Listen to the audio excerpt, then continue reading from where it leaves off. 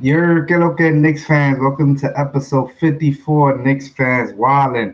The New York Knicks are going to the playoffs for the third time in 10 years. I don't know whether that's a good thing or a bad thing. Definitely a bad thing. I don't know whether to cry or smile about that. I'm happy we're making the playoffs, but the third time in 10 years, that sounds crazy to me. But hey, we back. We here now, and it's time to see what these Knicks got for the playoffs. I'm excited. I can't wait, man. I can't wait. And they're looking to advance out of the first round for the first time in 10 years. So it's going to be a big playoff series. And in this episode, we're going to kind of recap the season. It was a fun season, a roller coaster season. The Knicks win 8 in a row, they lose 5 in a row, they win 9 in a row, they lose 4 in a row. So we're just going to recap it all. Gotta talk to my guy, Don Juan. Tell the people it's really good. Yo, what's going on, Knicks fans? What's going on, fellas? What's going on, man? It's Don Juan in the building. Knicks fans wilding coming out of the Off the Ball Network. Just know, man, we Knicks clinched. They in the playoffs. Woo! It was, I would say, it was long awaited just because we thought we were building some a couple years ago, and then we missed the playoffs last year. But we back. Never mind what happened in the past. We're moving forward, building, and man, it's great to be in this position right now. Honestly, we expected. I mean, most fans, I feel like expected playoffs at least playing, but not in this fashion. You're talking about a Knicks team that is in the fifth seed, and guess what? Who we facing off against the Cavs, the one Hmm. and only Donovan Mitchell and the Cavs. So it's gonna be a fun series, but at the same time, it was a nice season. So I'm looking forward to this episode and recapping some of the good things that we saw this season. Hey, man, good and bad. We gotta talk about the bad because it wouldn't be the Knicks without the bad at all. But Don Juan, we have a special guest in the building today. He's a Knicks fans while an alumni. Been on the show before. Man, has that guy gotten big? I had to make a request like a month in advance for him to jump on this show, man. But oh, damn, my fault. You good? You hear me? Yeah, yeah, you good. Yeah. So our guest, he's from the Knicks wall. Shout out to my guy Sean and Jay Nicky, man. Those are my brothers right there. Also, he's been featured on the New York Post. I start my morning with coffee and the morning drive. You might hear this going to Obi work Toppin needs sometimes. more minutes. Obi Toppin needs more minutes. Obi Toppin needs more minutes. Obi Toppin. Is our guy, one and only Danny B in the building. Danny B was really good, man. Thank you for coming back, bro. Anytime, man. You already know that. It's always love. Me and you go way back. What an intro, dude. You saw me sitting there smiling for a second because you actually had me captivated by the way that you kind of gave me that little introduction there. I definitely appreciate that. And yeah, man, it's all love.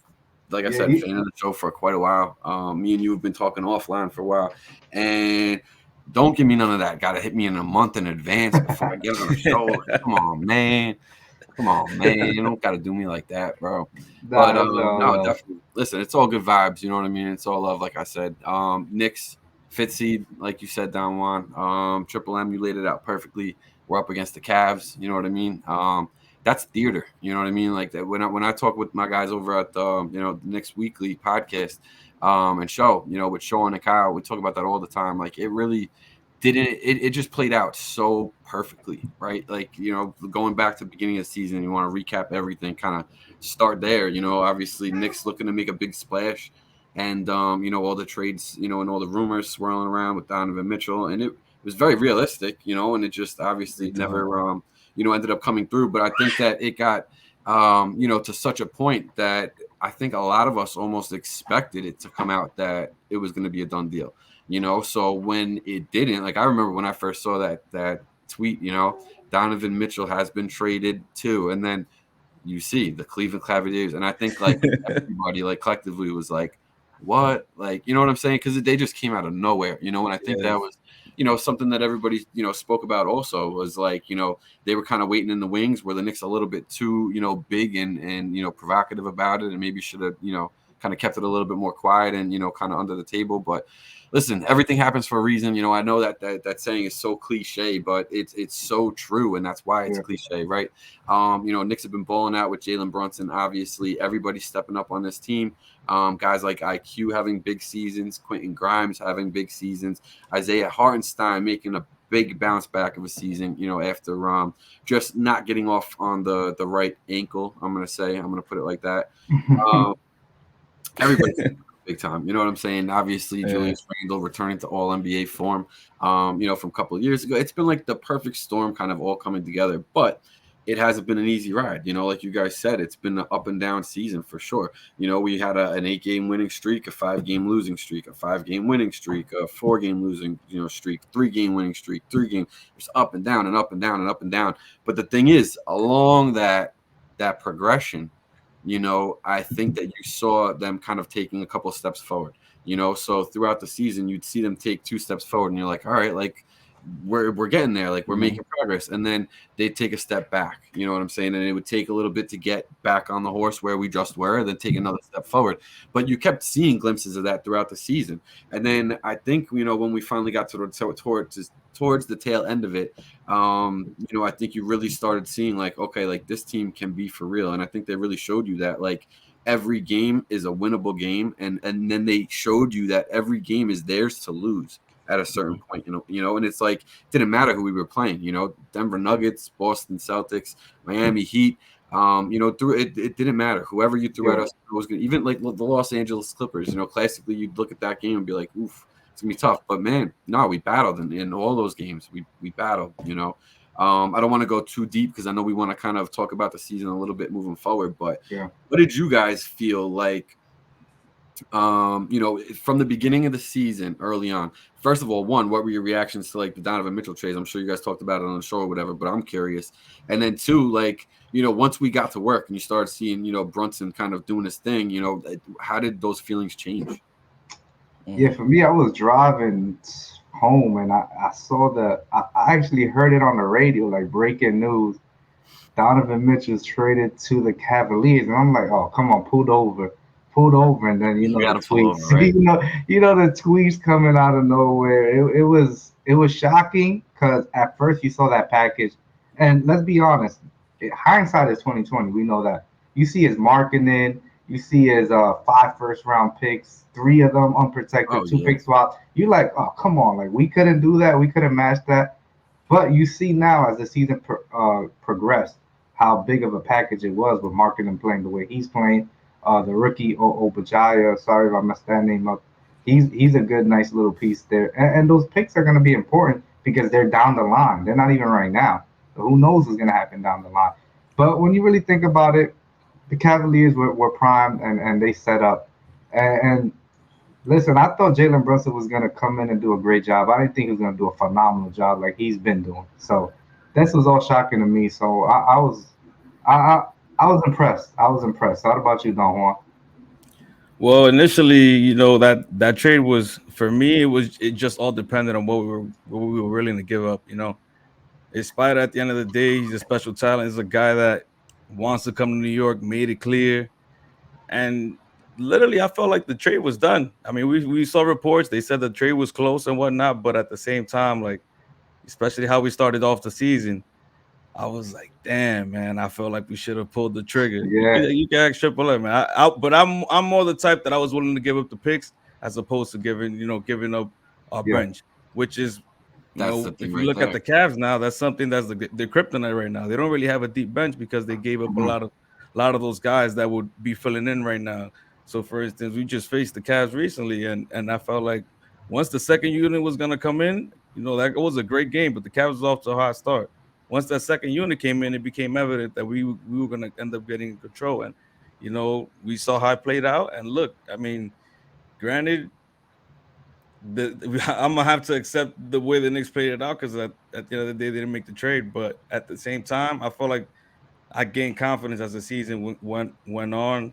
I felt like there's these guys are enough that they could supplement more than, like, as a team they could do more than what Donovan Mitchell could end up bringing, especially the holes. I mean, we get Donovan Mitchell, our team would have been gutted, and at that point, what we're playing with, we're playing with luck at that. Yeah. And realistically, we keep our assets. Donovan Mitchell, at the same time, he's great and all. He's not Giannis. He's not the number one guy. Like, I maybe and Uh-oh. maybe and not to talk bring him down because he's great and all. But at the same time, like, less is like a KD that we're getting. Plus, also ready. Clearly, the Knicks weren't ready at the time, and I still think now, like, we got something to prove in the playoffs. Are we ready to make a swing for a guy now that the guys are kind of stepping up and making a name for themselves? Is it time to swing for the fences? I still don't think not, but at the same time, I feel like last season we definitely wasn't that. So This to is the make a move perfect. like that for Donovan Mitchell was like, whoa, especially based on the packages that were being reported. Yeah. That's why I was more willing to do the picks as opposed to our guys that we are ready. Oh, of That course. Tibbs already has been molding into his system.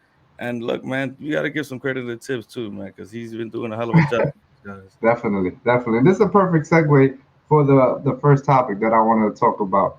So if the Knicks lose in the first round, we already talked about it. They're gonna play the Cavaliers in the first round.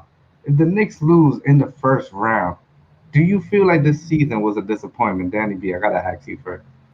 Man, so it depends how you look at it, right? Because you can definitely look at it in a million different ways, but to me, there's really only two ways to look at it. First, you can look at it like you zoom out and you look at it in the macro, right? Like the way that you have to look at a team in development, it really should be over a length of time, right? So you give an organization, say 5 years to get something right, and that's giving it time and being gracious with it, right? So you look at the clock that Leon Rose and co has been on with Tibbs, yada, yada, yada. Everybody's already been talking about it, right?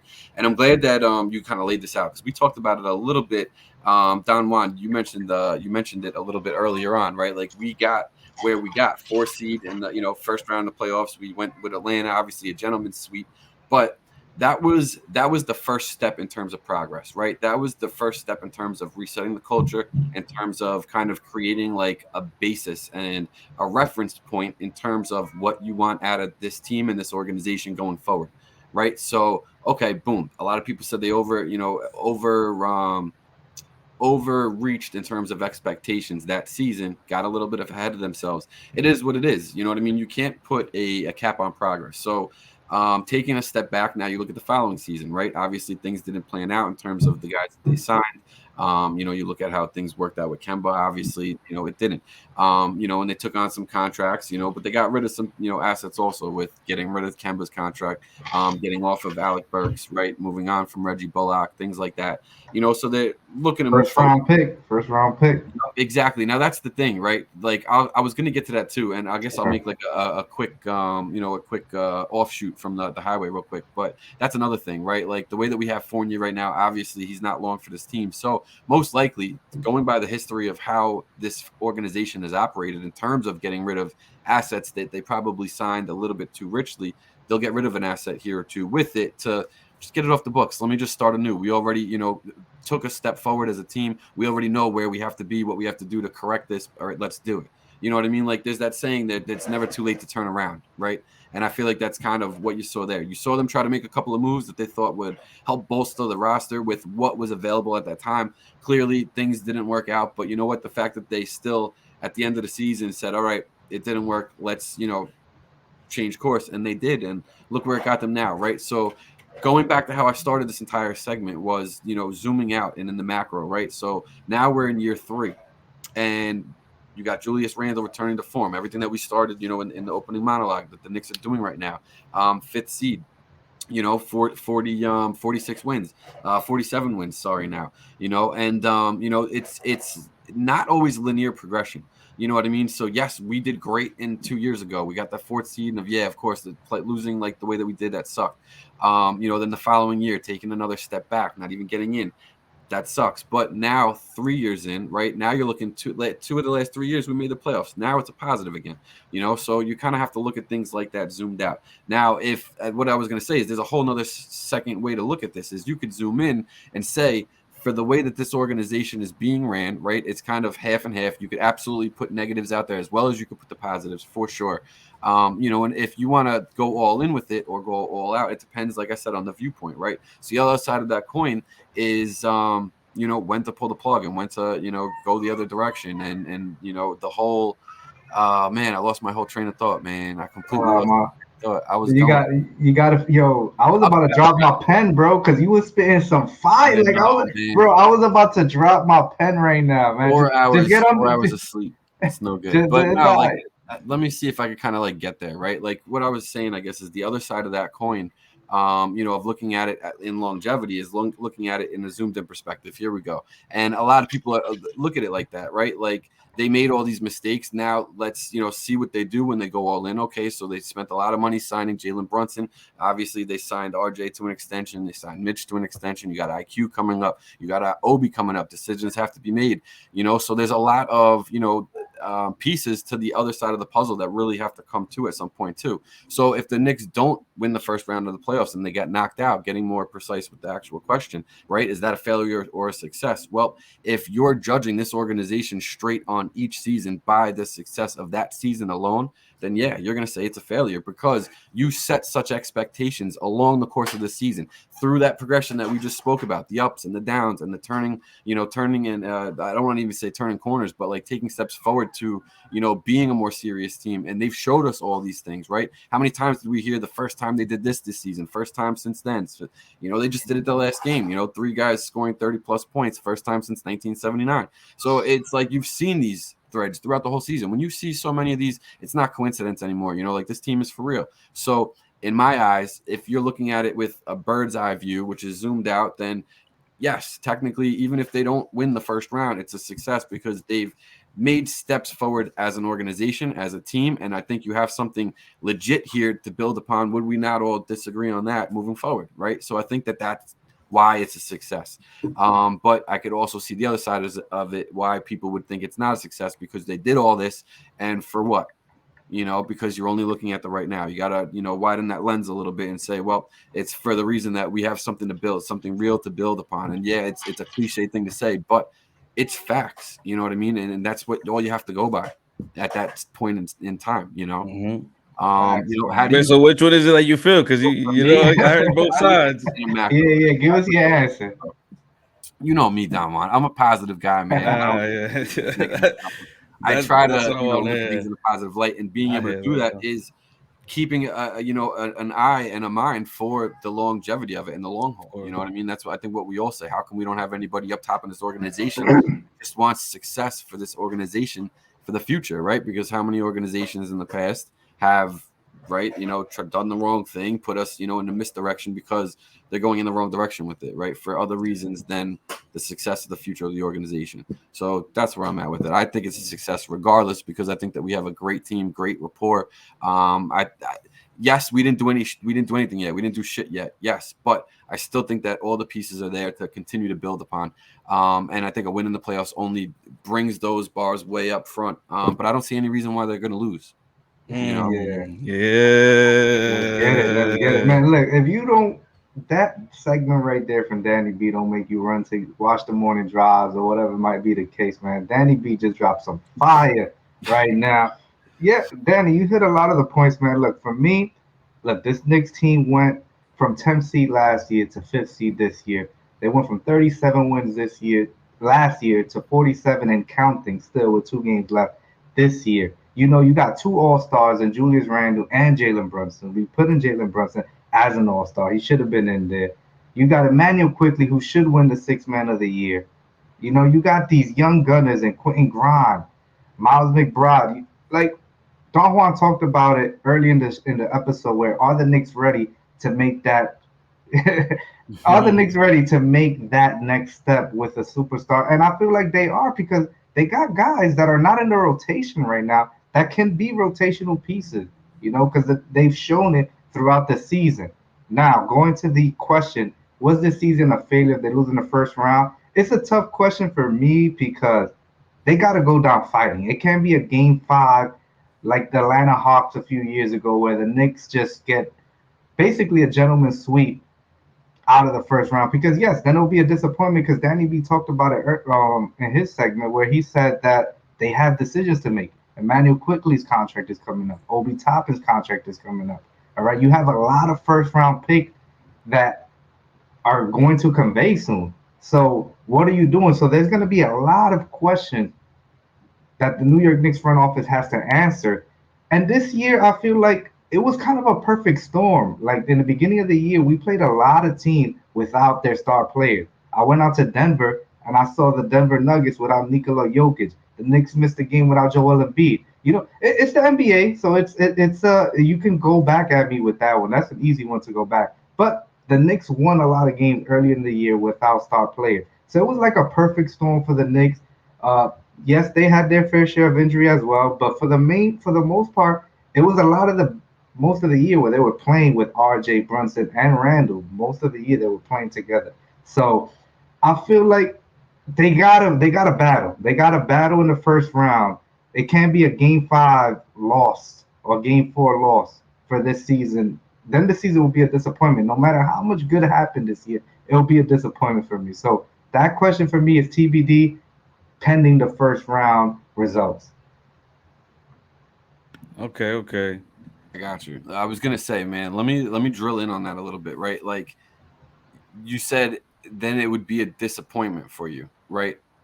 But is that the same thing as a failure? Hmm. That's a great question.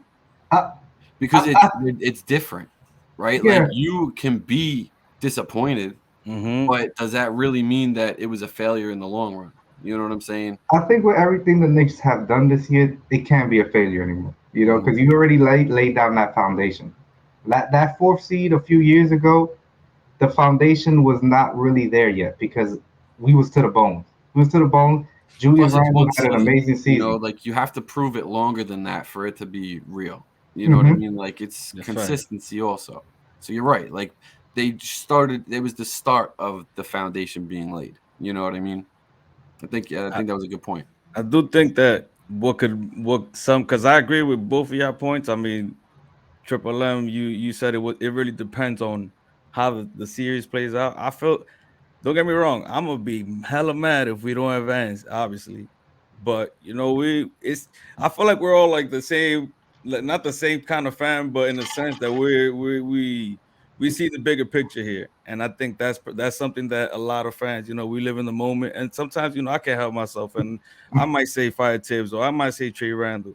But at the same time, like that's me living in the moment. But realistically speaking, as you've seen, this organization hasn't made any moves. Maybe I mean you could call maybe the Fournier moves a bit of like something that was done out of I can't find a word, but it was a move that they knew they needed to address the offense. So let's get Fournier. We Hmm. got no more other options. And besides that move, every other move was almost like super calculated, a little marginal move that really didn't affect our team.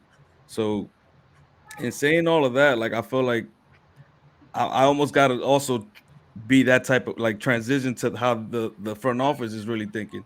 As a fan, I mean, as a Knicks fan, we've been dragged through the mud for so long that we kind of want something right now. Like we really want something desperately, and Plus, that we're New Yorkers. You know what I yeah, mean? Like that's just in our nature. and that's also because some are Yankee fans that we won championships, a lot of championships. Some are Giants fans have had some success there. So Mets have also, been to World Series and whatnot, and also been a top team in the league as well. So it's like all this success in New York that the Knicks haven't had. So it's really desperate. I mean, there's a lot of pressure on our front office, You a didn't lot say of anything pressure on our about Jets players. fans, man. What about the Jets fans? Yeah, bro. I mean, listen. I Oh haven't even really man, wanted to watch football until I heard that Aaron Rodgers is probably going to the Jets.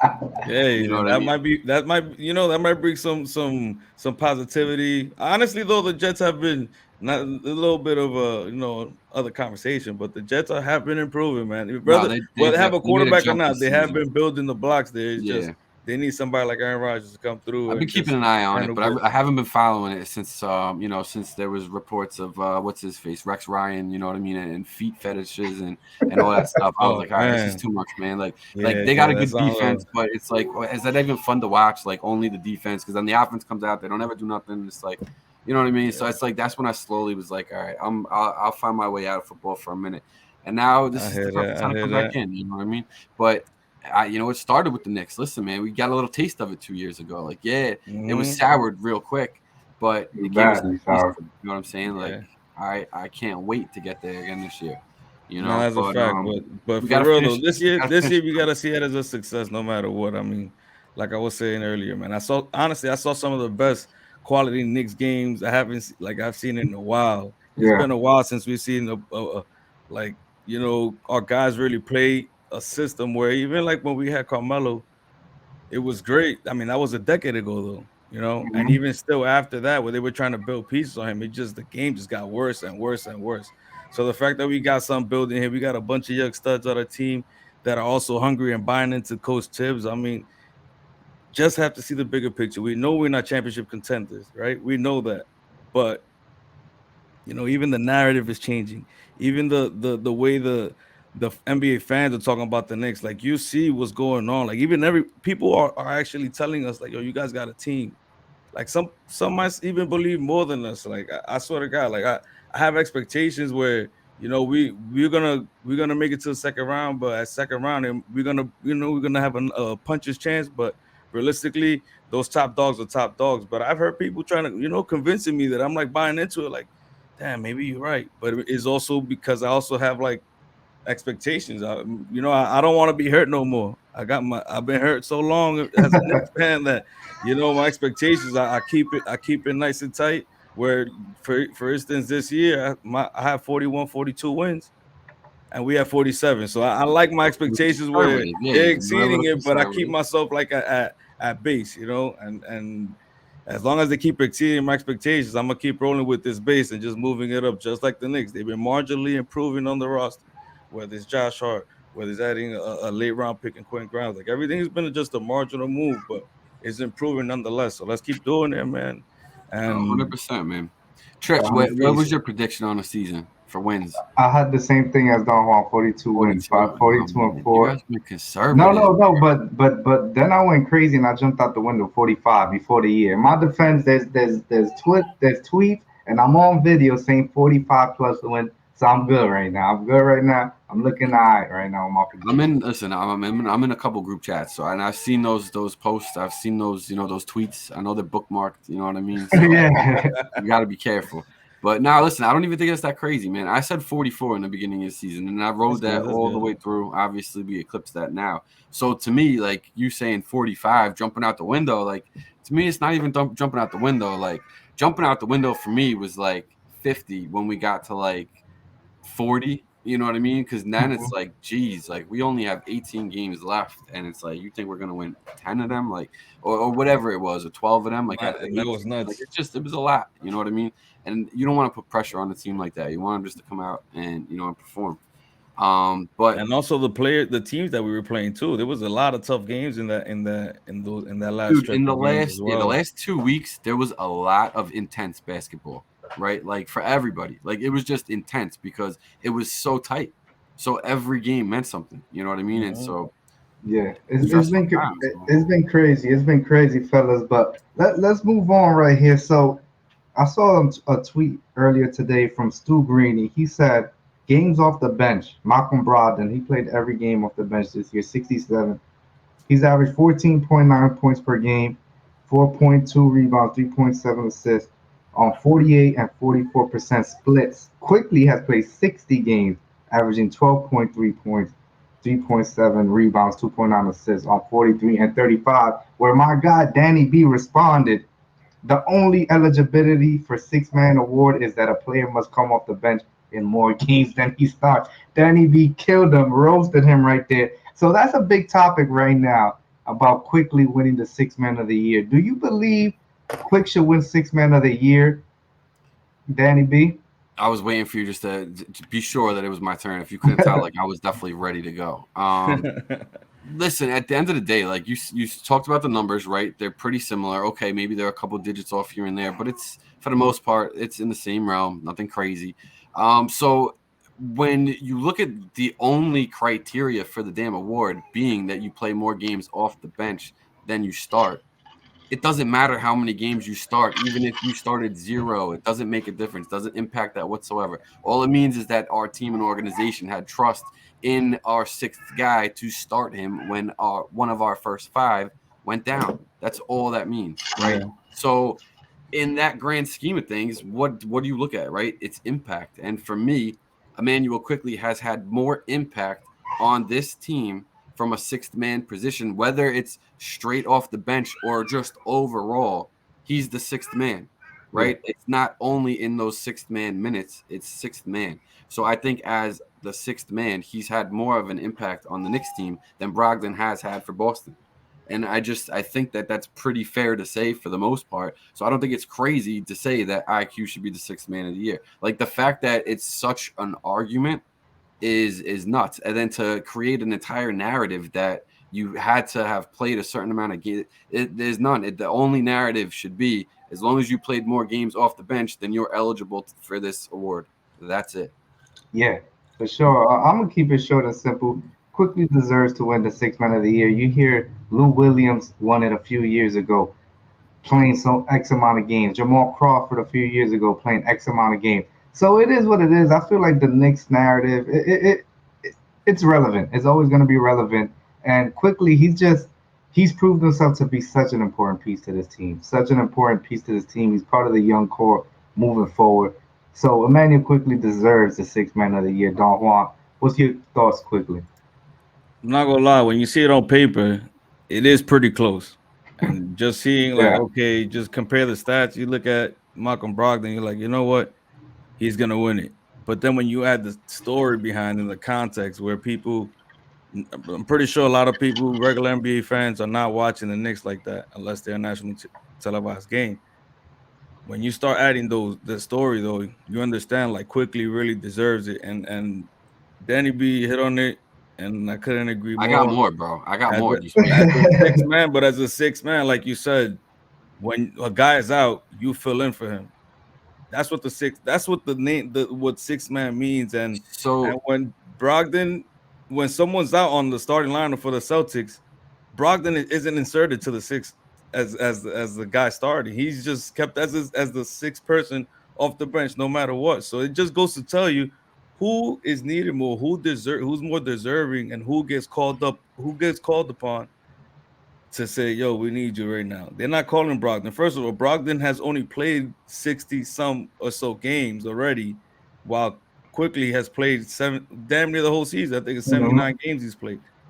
So it's like when you look at that and you start talking about, especially now with this whole new CBA deal where they're talking about, you need to play a certain amount of games to qualify for an award. Well, guess what? Quickly has done everything Brogdon has done and plus, some. yep. So I agree, and he deserves it.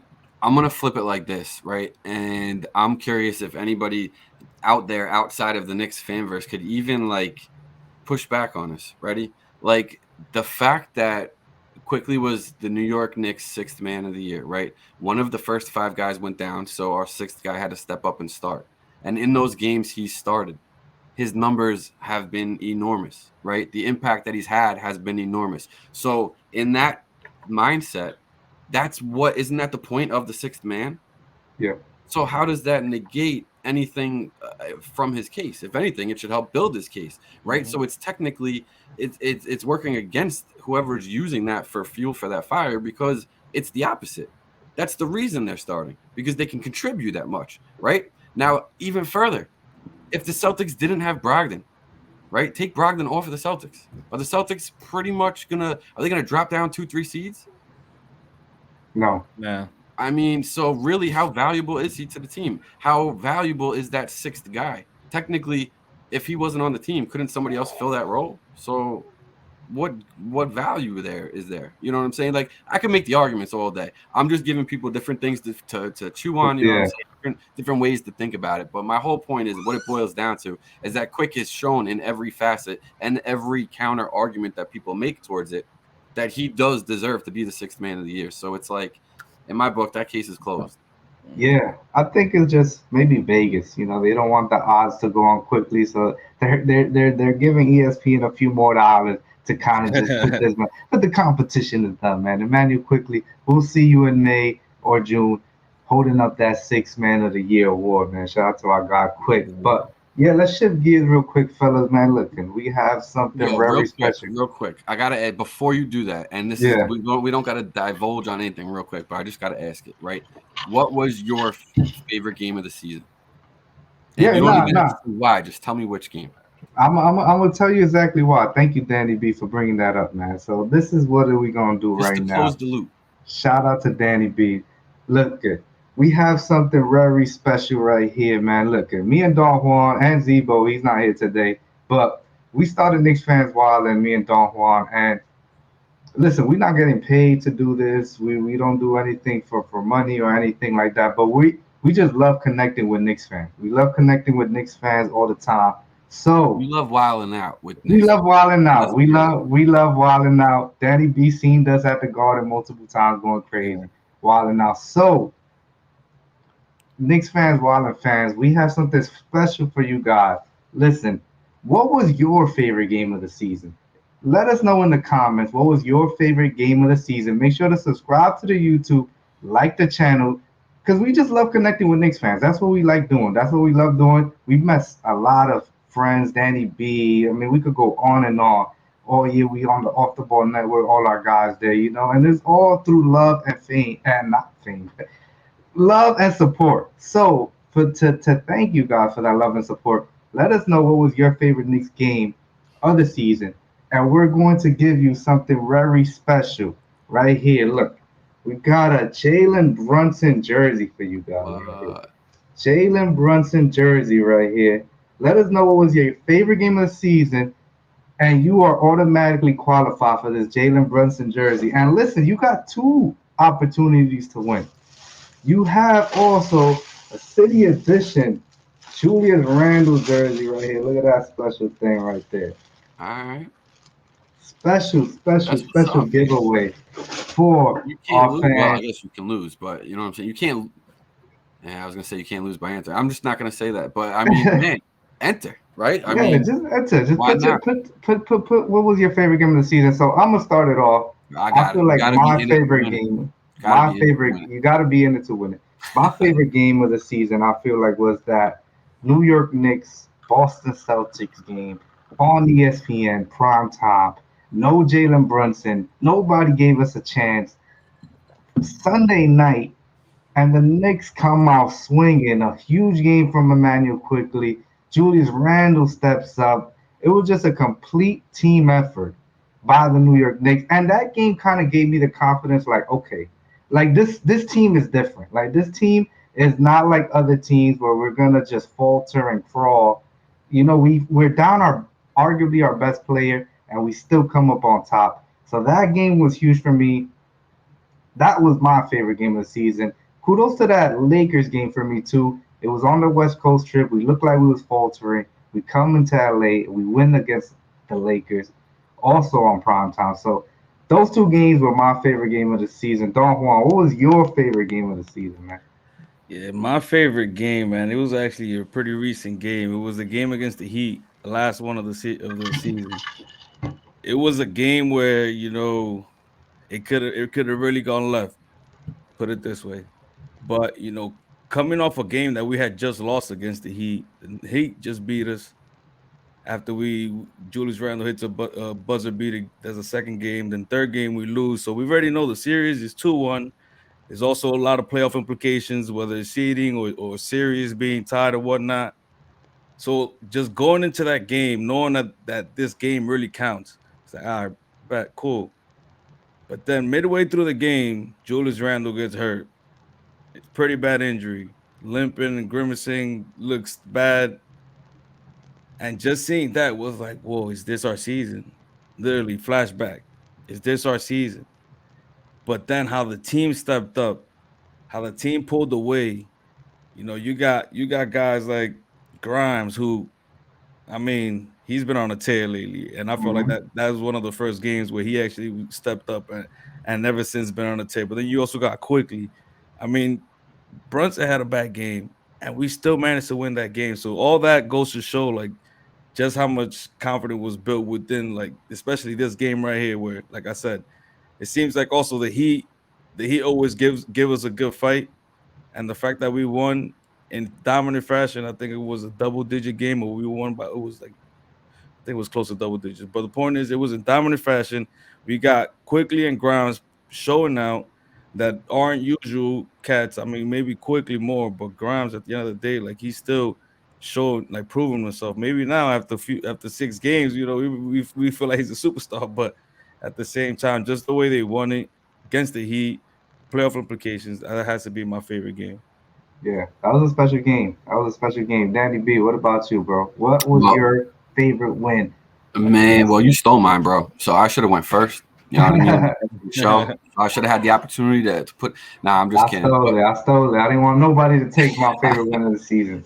No, man, it was that weekend, man. That weekend was just great. You know what I'm saying? To go down to Miami, make a statement there, get that win on the road in Miami, and then the next night game to go to Boston and win there also. It was like, what a weekend. And that weekend, right, we all came out like, all right, like I think that they took another step. You know what I'm saying? Like I think every game from here on, like these are the types of games that, you know, they have that they give you such confidence in, where it's like, I think that they, you know, are a little bit better than what I thought they were. Okay, I think they're a little, you know, and it's crazy. There's so many games like that, man. The Denver game and the matinee game. I thought that I honestly had that one circled as a question mark for so long, just for the fact it was a matinee game, and the Knicks just have a hard time with the early games, you know.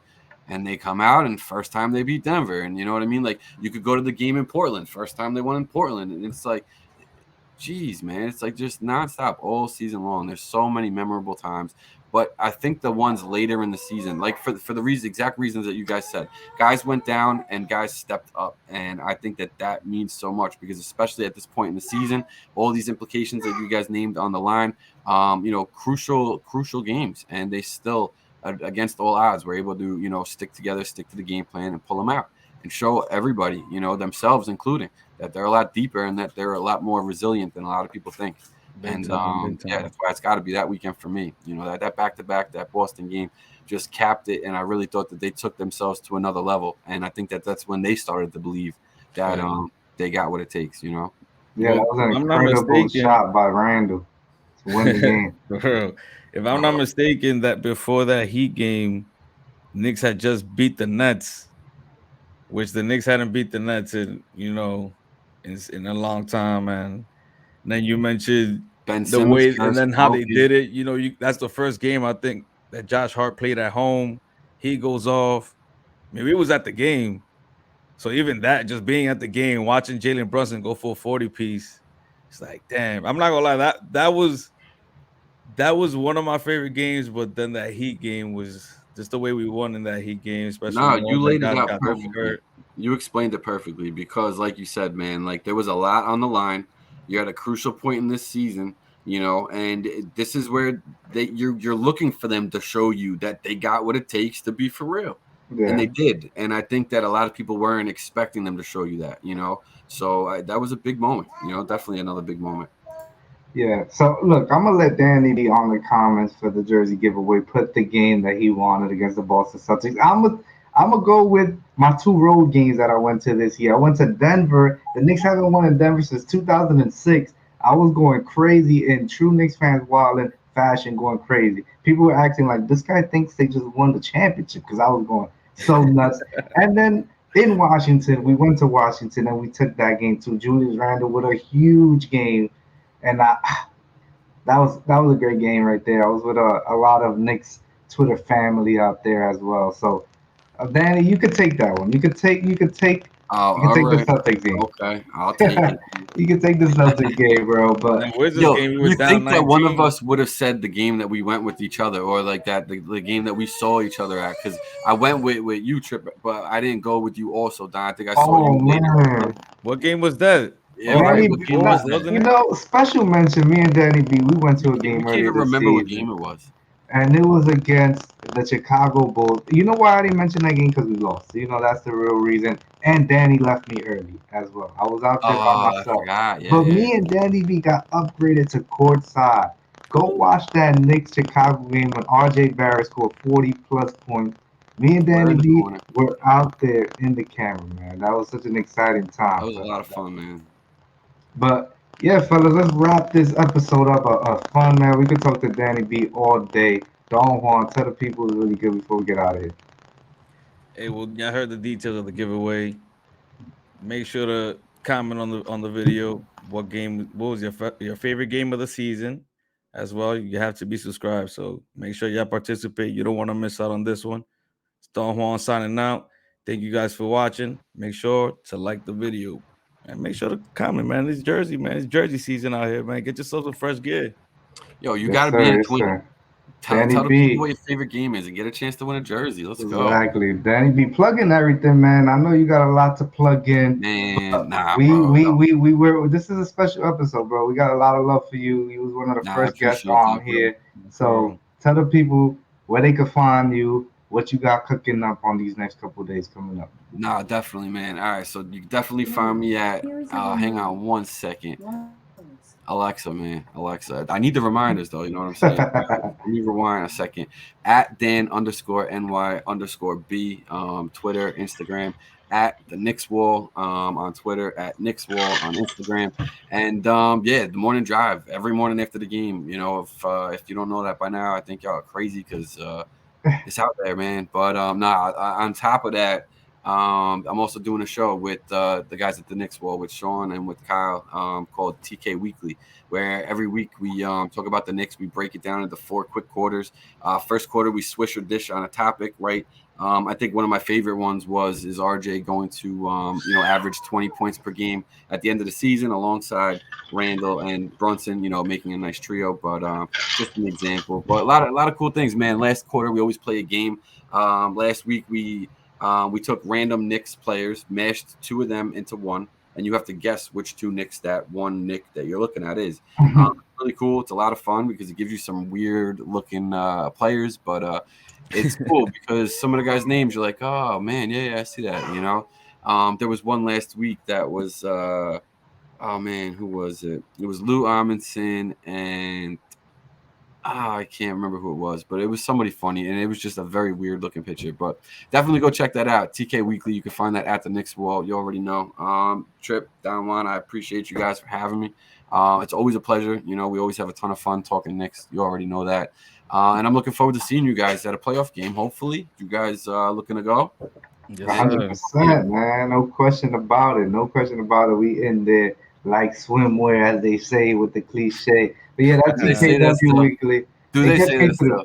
It gets me through my Monday cardio, because it's only 30 minutes. It's a nice 30 to 40-minute episode. And it just gets you through your cardio, man. It makes me so make sure to It's check less that than that, out. bro. It's 20 minutes. It's an easy consumption, bro. Yeah, Easy yeah, yeah. consumption. I love 20 it. I minute, love it. real quick, and a lot of fun. You know what I'm saying? The vibes are always fun. So that's what Yeah. it is. Shout out to the TKW family, man. But like Don Juan said, make sure to comment your favorite game. You could win a nice little Julius Randle jersey, or you love a Jalen Brunson. You love the Who doesn't Jalen want a Brunson JB? jersey. Who doesn't want a Jalen Brunson jersey, Right? man? Especially with the playoffs coming up. The winner will be announced next week. Me and Don Juan gonna cook up how we gonna announce the winner. So make sure to tap in. But you already know the vibe, man. Knicks fans, while on episode 44. Thank you for tuning in. Big shout out to our guy Danny B for showing For real, love. Danny. Big Thank you shout for out coming to through. Don Juan for pumping through, man. We up out of here, man. Peace.